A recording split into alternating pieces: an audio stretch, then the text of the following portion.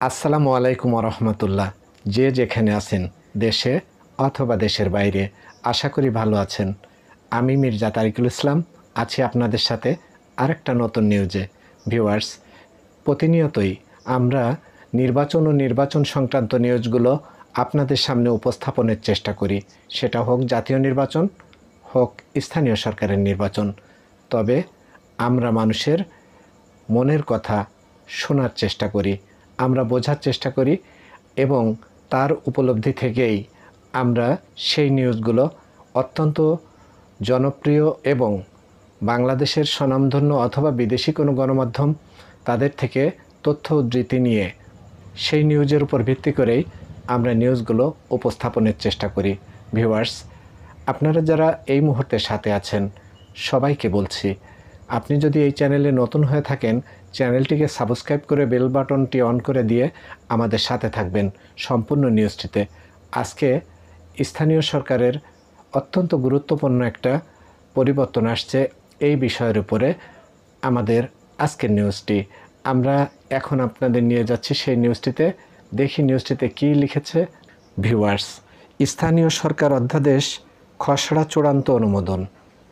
অর্থাৎ উপদেষ্টা পরিষদে স্থানীয় সরকারের যে আইন পরিবর্তনের জন্য খসড়া আইন উপস্থাপন করা হয়েছিল, সেটা উপদেষ্টা পরিষদ অনুমোদন দিয়েছে।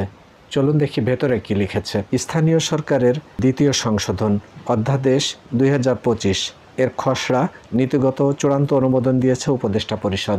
বৃহস্পতিবার 31শে জুলাই প্রধান উপদেষ্টা ডক্টর মোহাম্মদ ইউনূসের সভাপতিত্বে উপদেষ্টা পরিষদের 36তম বৈঠকে এ অনুমোদন দেওয়া হয়। লেজিসলেটিভ ও সংসদ বিষয়ক বিভাগে ভেটিং সাপেক্ষে অধ্যাদেশের খসড়ার নীতিগত ও চূড়ান্ত অনুমোদন দেওয়া হয়। মন্ত্রিপরিষদ বিভাগের সংবাদ বিজ্ঞপ্তির বরাত দিয়ে প্রধান উপদেষ্টার প্রেস সচিব শফিকুল আলম এ তথ্য জানান। ভিউয়ার্স, এই ছিল এই নিউজটি। এই নিউজটি প্রকাশ করেছে jagonews24.com। স্থানীয় সরকারের 5টি অঙ্গ। ইউনিয়ন পরিষদ হচ্ছে তার গোড়া, পরবর্তীতে উপজেলা পরিষদ, জেলা পরিষদ, পৌরসভা ও সিটি কর্পোরেশন।